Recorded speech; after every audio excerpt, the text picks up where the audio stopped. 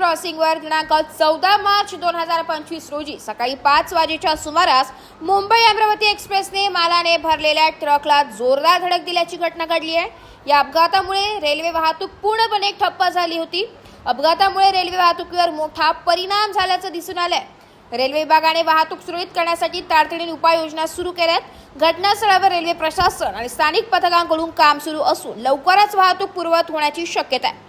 सदर घटनेमध्ये कोणतीही जीवितहानी झाली नसली तरी भरलेल्या ट्रकचे नुकसान झाले।